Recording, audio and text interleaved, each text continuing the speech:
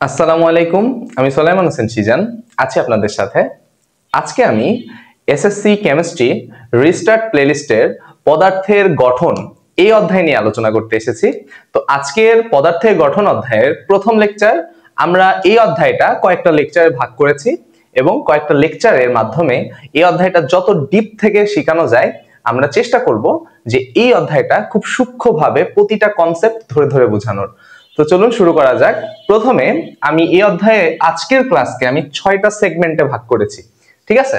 এখন প্রথমে আমরা যে টপিকটা শিখবো সেটা হচ্ছে মৌলিক পদার্থ ও যৌগিক পদার্থ। তাহলে মৌলিক পদার্থ জিনিসটা কি এবং যৌগিক পদার্থ জিনিসটা কি? প্রথমে মৌলিক পদার্থ। মৌলিক পদার্থ জিনিসটা কি? মৌলিক পদার্থ হচ্ছে যে পদার্থকে ভাঙলে ওই পদার্থ ছাড়া অন্য কোনো পদার্থ পাওয়া যায় না। যেমন আমি লিখতে পারি যে পদার্থকে ভাঙলে সেই পদার্থ ছাড়া বা পদার্থ ব্যতীত অন্য কোনো পদার্থ পাওয়া যায় না, ঠিক আছে। অর্থাৎ ধরো হাইড্রোজেন, এই হাইড্রোজেনকে তুমি যদি ভাঙো, এই হাইড্রোজেন ছাড়া তুমি অন্য কিছু পাবা না। তার মানে এই হাইড্রোজেন ব্যতীত অন্য কোনো পদার্থ পাওয়া সম্ভব না, অর্থাৎ এটা একটা মৌলিক পদার্থ। যদি আমি এই ক্লোরিনকে ভাঙি, তাহলে ক্লোরিন ব্যতীত অন্য কোনো কিছু পাওয়া যাবে না, অর্থাৎ এটাও একটা মৌলিক পদার্থ। তাহলে যৌগিক পদার্থটা কি? তাহলে লেখো এবার যৌগিক পদার্থ।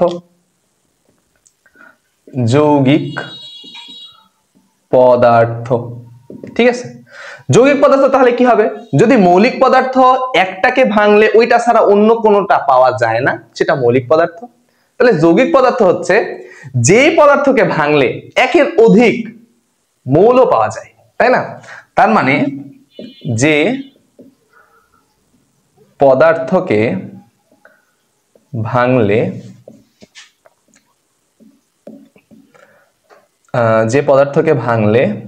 একের অধিক পদার্থ পাওয়া যায়। এখন আমরা এক্সাম্পল হিসেবে কি নিতে পারি? ধরো এক্সাম্পল হিসেবে আমরা পানি নিতে পারি। পানি H2O। এই H2O এর মধ্যে কি কি আছে বলতো? হাইড্রোজেন আছে, আবার এখানে কি আছে? অক্সিজেন, এটাও আছে, ঠিক আছে। অক্সিজেনও আছে, আবার হাইড্রোজেনও আছে। আচ্ছা, যদি আমি HCl নিই, হাইড্রোক্লোরিক অ্যাসিড নিই, এখানে কি কি আছে? এখানে হাইড্রোজেন আছে, আবার ক্লোরিনও আছে। আবার আমি যদি H2SO4 নিই, H2SO4 সালফিউরিক অ্যাসিড, এখানে কি কি আছে? এখানে হাইড্রোজেন আছে, এখানে সালফার আছে, এখানে অক্সিজেন আছে, ঠিক আছে, অক্সিজেন আছে। তার মানে এই যৌগিক পদার্থটা হচ্ছে যে পদার্থকে ভাঙলে একের অধিক মৌল পাওয়া যায়, ঠিক আছে। অর্থাৎ এর মধ্যে একের অধিক মৌল বিদ্যমান, অর্থাৎ এর মধ্যে আমরা একটা কোনো কিছু পাবো না, আমরা এখানে অনেকগুলা পদার্থ পাবো, ঠিক আছে। এই হচ্ছে আমার যৌগিক পদার্থ। এখন এই মৌলিক পদার্থের এই জায়গায় দেখো তো মৌল এইরকম একটা কথা আসছে না? তার মানে এই মৌলিক পদার্থকে আমরা মৌল বলতে পারি। তাহলে যৌগিক পদার্থকে যৌগ বলতে পারি। দেখো এই যৌগিক পদার্থকে কি বলতে পারি? যৌগ, ঠিক আছে। তাহলে আমরা মৌলিক পদার্থকে মৌল বলতে পারি এবং যৌগিক পদার্থকে যৌগ বলতে পারি। এখন আমাদের এই পর্যন্ত কতটা মৌলিক পদার্থ আবিষ্কৃত হয়েছে? আমি যদি বলি যে এইখানে আমাদের এই পর্যন্ত 118টা মৌল আবিষ্কৃত হয়েছে,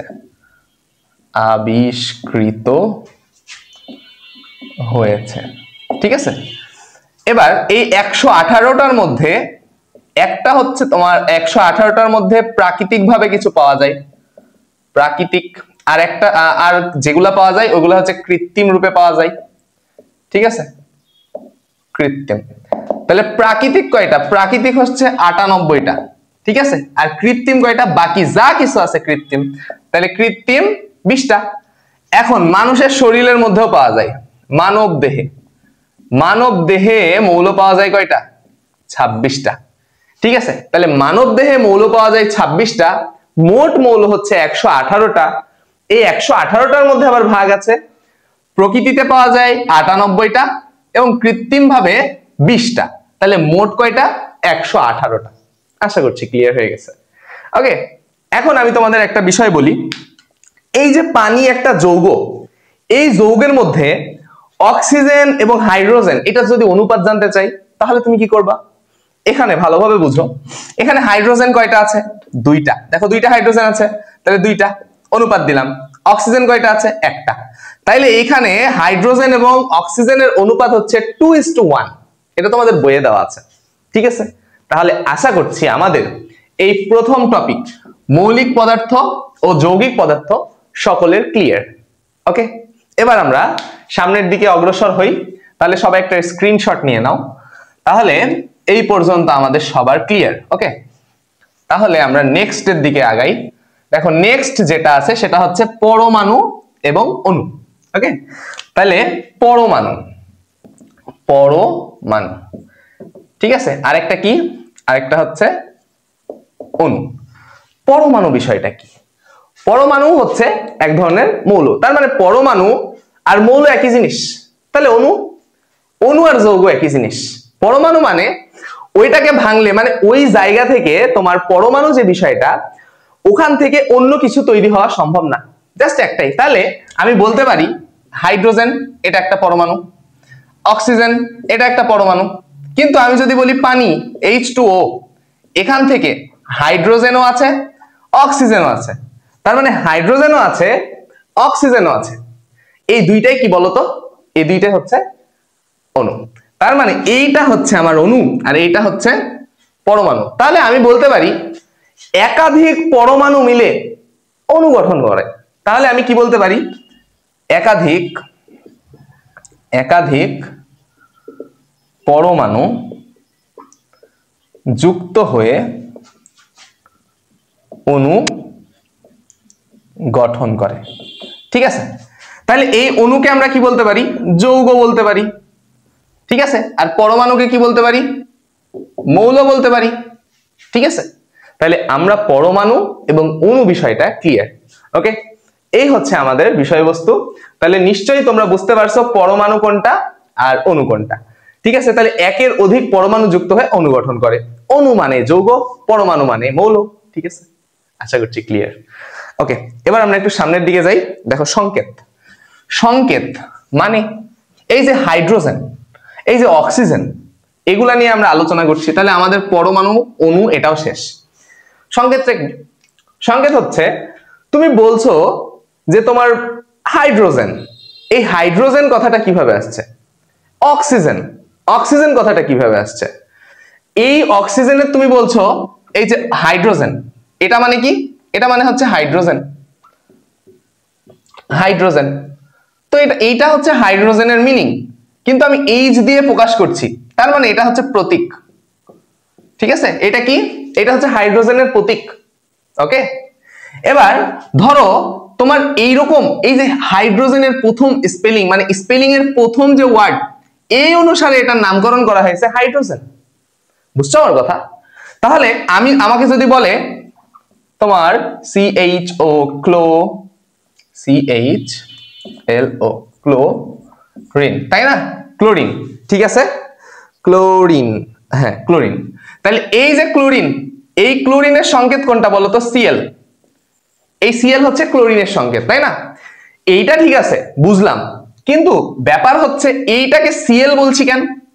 এই দেখো C এবং L, এই দুইটা মিলে এই যে এইখান থেকে হাইড্রোজেন হাওয়া হয়ে গেছে। তাহলে এইটা হচ্ছে আমার ক্লোরিন, ক্লোরিন নাম, কিন্তু ওইটার প্রতীক কোনটা? এই যে Cl, এটা হচ্ছে প্রতীক বা সংকেত। বুঝতে পারছো? কিন্তু কিছু কিছু আছে ল্যাটিন ওয়ার্ডস, কিছু কিছু ল্যাটিন ওয়ার্ড আছে। ঠিক আছে, ল্যাটিন গুলা কেমন? ধরো AURUM, অরাম, তাই না? এটাকে আমরা AU, এই যে তোমাদের যে গোল্ড, তাই না? গোল্ড, এই গোল্ডকে তোমরা AU দিয়ে পড়ো, কিন্তু এটার স্পেলিংটা দেখো তো, এই যে প্রথম অক্ষর AU, এটা দ্বারা আমার এই গোল্ডটা নির্দেশ করা হচ্ছে, এটা ল্যাটিন ওয়ার্ড। তারপরে সোডিয়াম, সোডিয়ামের কি? Na, কিন্তু এটা হচ্ছে নেট্রিয়াম, তাই না? নেট্রিয়াম না, নেট্রিয়াম, হ্যাঁ ঠিক আছে। তাহলে সোডিয়ামের এই যে প্রথম Na, এটার নাম হচ্ছে সোডিয়াম কিন্তু ল্যাটিন নেম কি? নেট্রিয়াম। এটার প্রথম যে Na, এটা দ্বারা আমরা এটার প্রতীক নির্দেশ করছি এই যে Na দ্বারা। বুঝা গেছে? এগুলা তুলনামূলক কম আসে, এমসিকিউ তে আসতে পারে। এখান থেকে কি আসতে পারে? এখান থেকে এমসিকিউ আসতে পারে, ঠিক আছে? এছাড়া এখান থেকে তুলনামূলক তেমন কোনো আলোচনা নাই। তাহলে এই হচ্ছে আমাদের সংকেত বা প্রতীক। এটা নিয়ে এত মাথা ব্যথা নেই, মাথা ব্যথা সামনে আছে, চলো দেখছি, ঠিক আছে?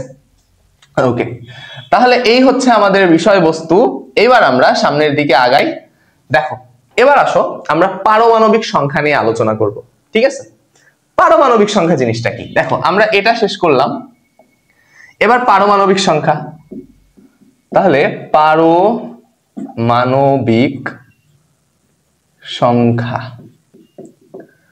ঠিক আছে? পারমাণবিক সংখ্যা, পারমাণবিক সংখ্যা বুঝতে হলে আমাদের প্রোটন, নিউট্রন এবং ইলেকট্রন সম্পর্কে ধারণা রাখতে হবে।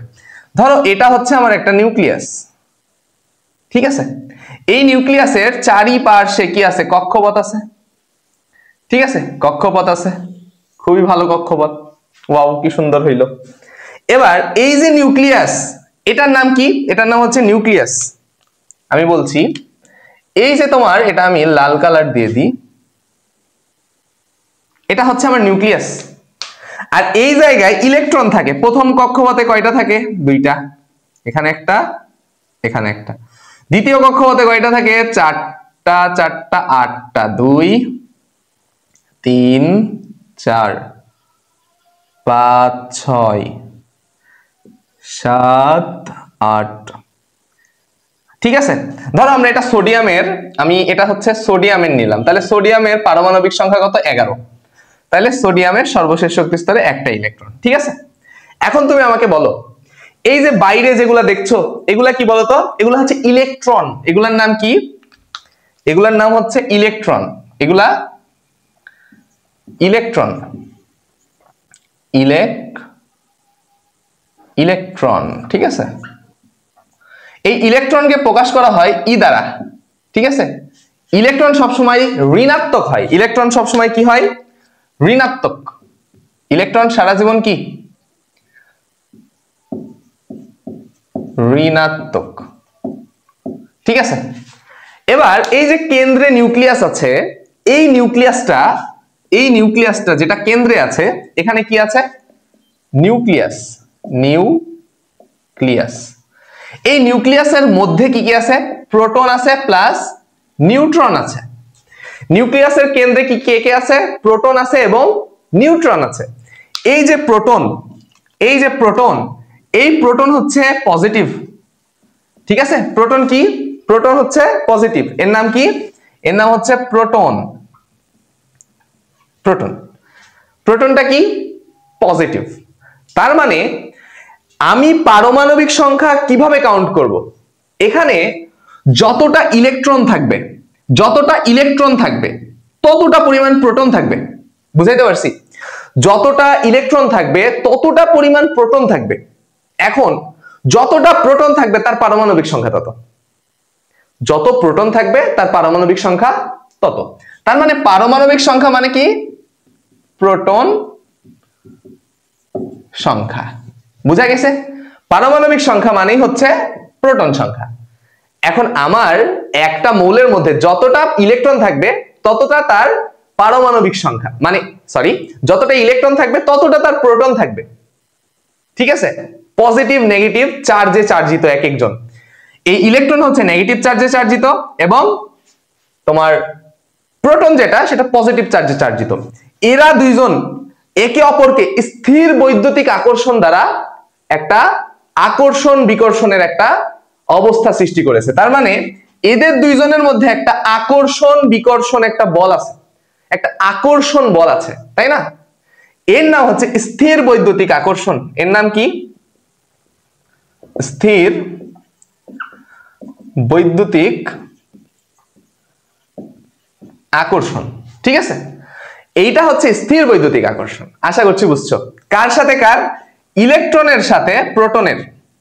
ইলেকট্রনের সাথে প্রোটনের স্থির বৈদ্যুতিক আকর্ষণে এরা আকর্ষণ করছে। তাহলে মোরাল অফ দ্য স্টোরি কি? পারমাণবিক সংখ্যা সেটাই যেটা হচ্ছে একটা ইলেকট্রন যতটা থাকবে প্রোটন ততটাই থাকবে, এবং যে পরিমাণ প্রোটন থাকবে সেটা তার পারমাণবিক সংখ্যা নির্দেশ করবে। আশা করছি বুঝছো। ঠিক আছে, পারমাণবিক সংখ্যা, ভর সংখ্যা, এদের ডিটেইলস আমরা এই যে তোমার মূল কণিকা এখানে যে পড়বো। তাহলে আমাদের পারমাণবিক সংখ্যা ক্লিয়ার। এবার আমরা ভর সংখ্যা পড়বো। এখন দেখো, এই যে প্রোটন প্লাস নিউট্রন, আমরা পারমাণবিক সংখ্যা শেষ করেছি, আমাদের পারমাণবিক সংখ্যা শেষ।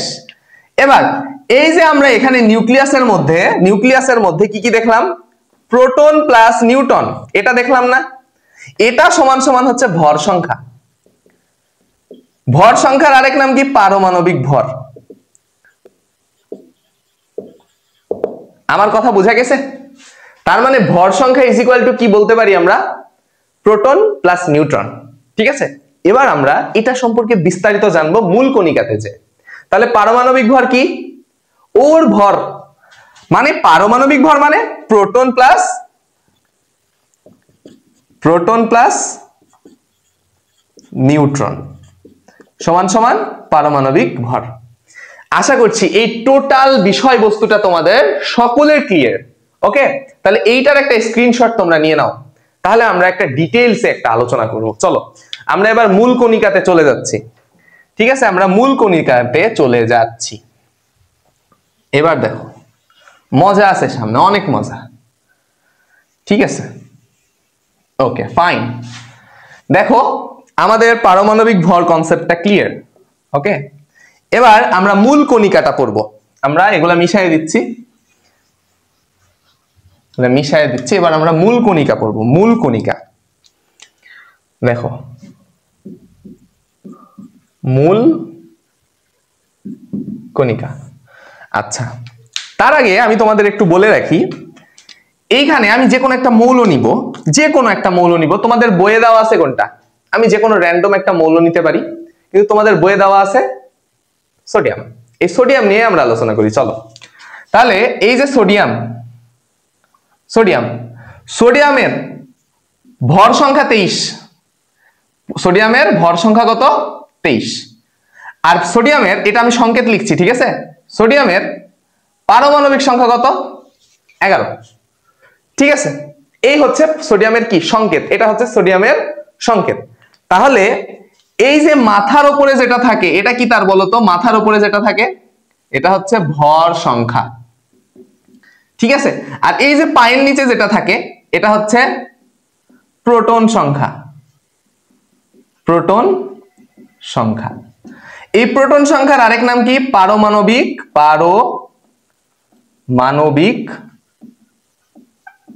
সংখ্যা। আর ভর সংখ্যার আরেক নাম কি? পারমাণবিক ভর। ঠিক আছে, এই হচ্ছে আমাদের বিষয়বস্তু। এবার এই যে তোমার এখানে তোমার ভর সংখ্যা থেকে যদি প্রোটন সংখ্যা বাদ দিই, তাহলে আমি পাবো নিউট্রন সংখ্যা।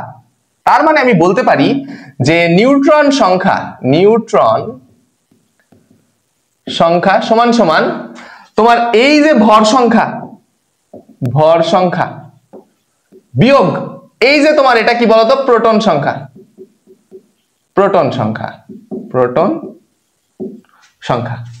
বুঝছো? তাহলে নিউট্রন সংখ্যা সমান সমান আমি কি বলতে পারি?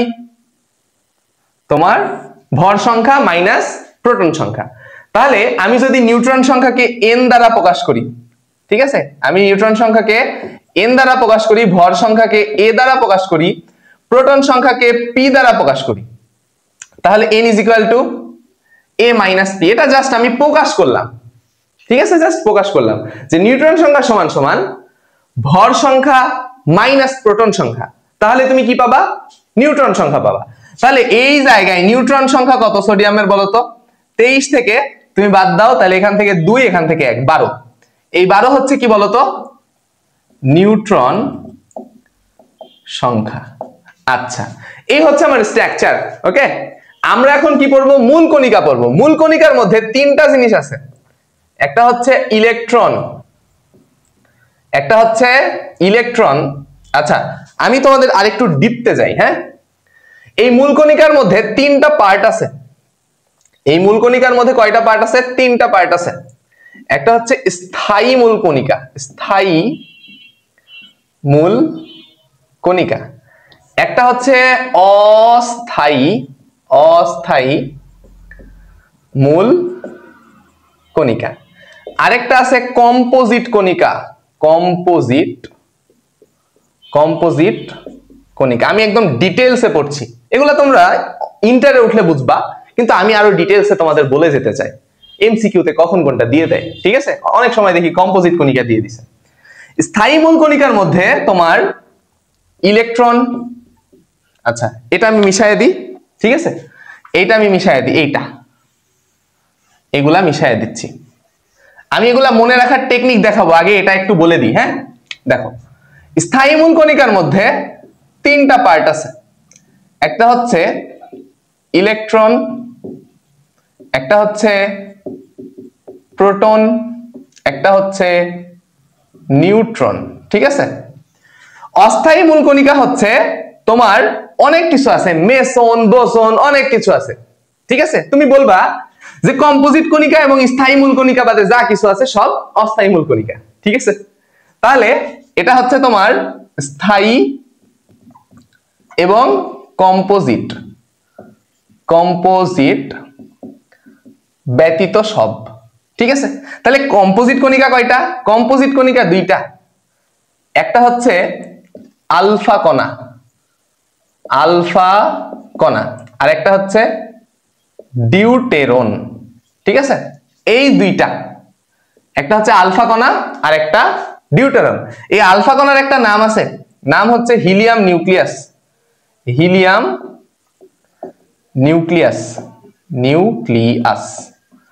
ঠিক আছে, এই হচ্ছে আমার, দেখতে কেমন বলতো? দেখতে হচ্ছে আলফা কণা এরকম, এই যে হিলিয়াম কত 4, এখানে 2, তাই না?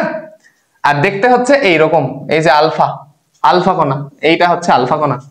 তাহলে এই হচ্ছে আমার মূল কণিকার প্রকারভেদ। আমরা ডিটেইলসে জানবো, কিন্তু তার আগে আমি এখান থেকে আলোচনা এগুলা নিয়ে করব না। ঠিক আছে, এখান থেকে তোমার জাস্ট আমরা এই তিনটা ক্যাটাগরি নিয়ে আলোচনা করব, কারণ এসএসসি তে এই তিনটার তোমার ভর, চার্জ এগুলা সম্পর্কে দেওয়া আছে তোমাদের বইয়ে। ঠিক আছে, ওকে। আমি তোমাদের এমসিকিউ এর জন্য একটু বলে দিতে চাই যে তোমাদের তিনটা সেগমেন্টে এমসিকিউ তে আসতে পারে। একটা হচ্ছে পানির সংকেত, ঠিক আছে, পানির সংকেত। একটা হচ্ছে ভারী পানির সংকেত, ভারী পানি। ঠিক আছে, আর একটা হচ্ছে অতি ভারী পানি।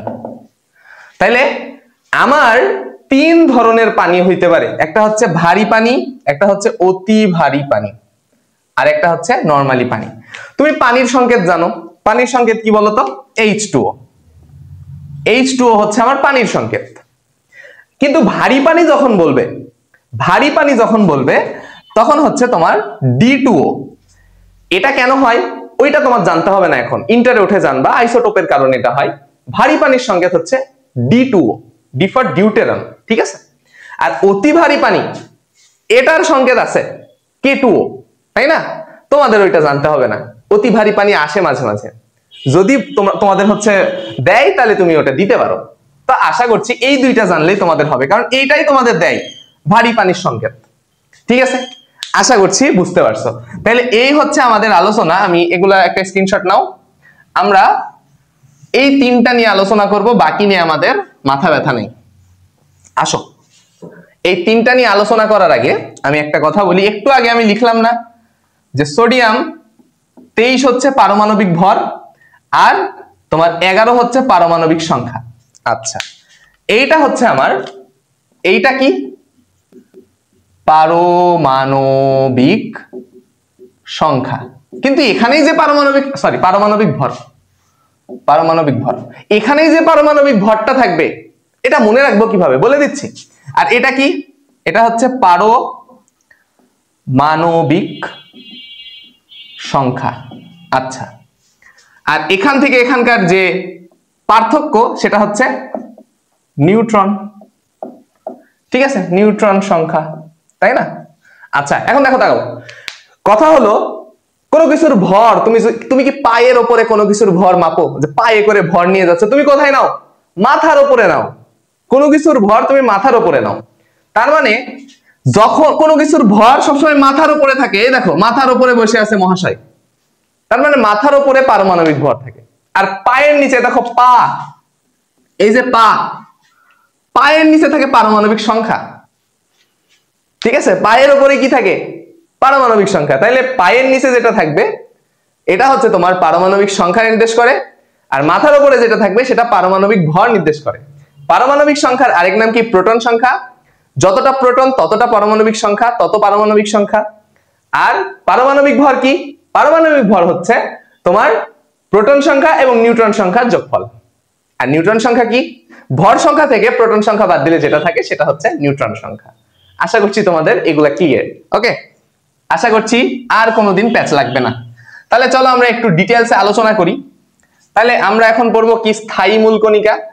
তিনটা পার্ট আছে। প্রথমে ইলেকট্রন নিয়ে আলোচনা করি।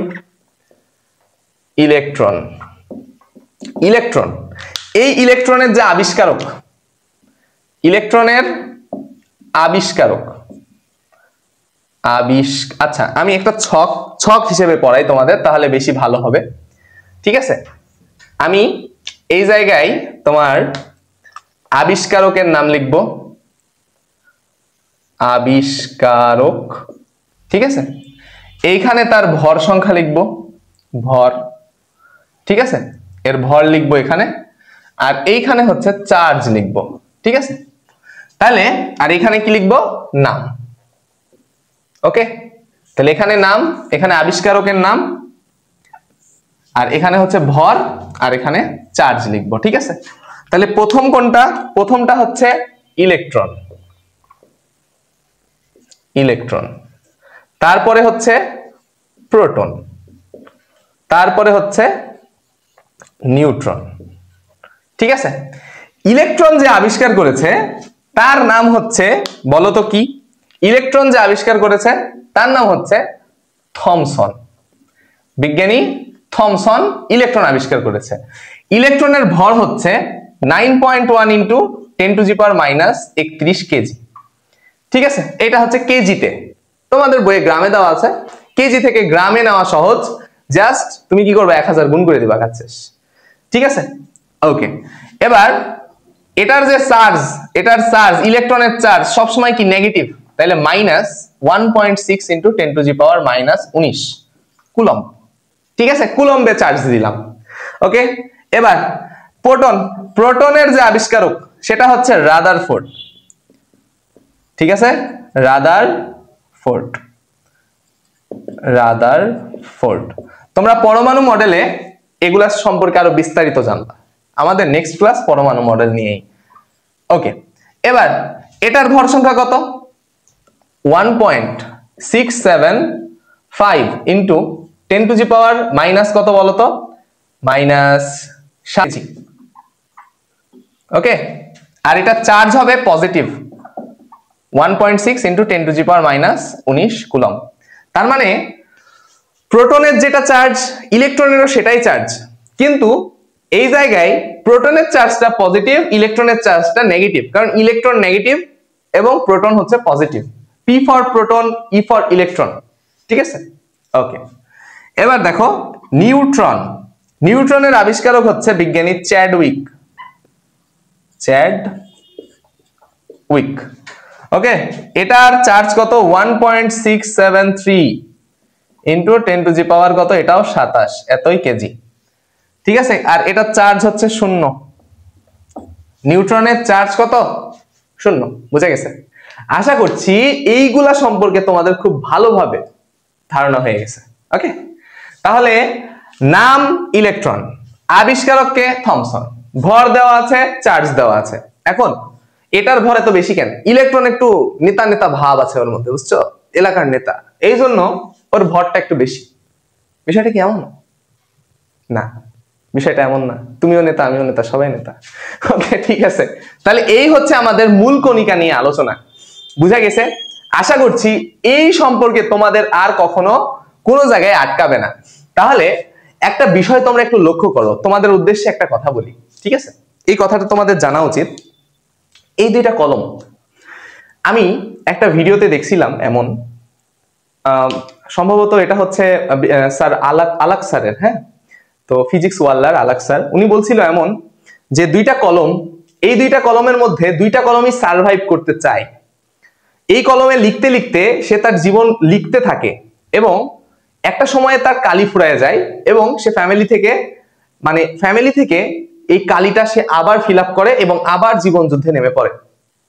আরেক ক্যাটাগরি আছে এই কলম, যেই কলমের কালি শেষ হয়ে গেলেও সে কি করে, এই কালিটার আবার কালি ভরতে চায়, কিন্তু ফ্যামিলি থেকে সে সুযোগ সুবিধা সে পায় না। দিন শেষে সে নিজেই নেমে পড়ে এই কলমের কালি ভর্তি করার জন্য, যেন তার জীবনের লেখাটা সে লিখতে পারে। কিন্তু একটা পর্যায়ে এসে যে দেখে যে জীবনটা অনেক কঠিন, সে পারছে না, এই কালিটা ভরার সামর্থ্য তার হচ্ছে না, নিজের দ্বারা একা একা তার হচ্ছে না। তখন সে কি করে, সে হাল ছেড়ে দেয় এবং সে থেমে যায়। তো এ যদি কলমের কালিটা ভরতে পারতো, তাহলে এও কি সেই এই কলমের মতোই নিজের জীবনটা লিখতে পারতো?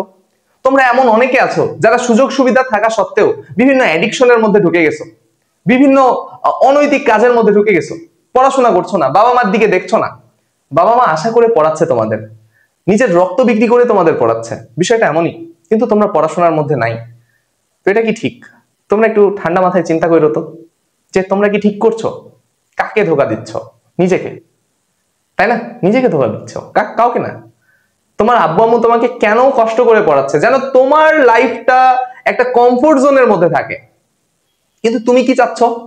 অ্যাডিকশন, গেম, ভিডিও, অলওয়েজ এগুলা নিয়ে পড়ে আছো।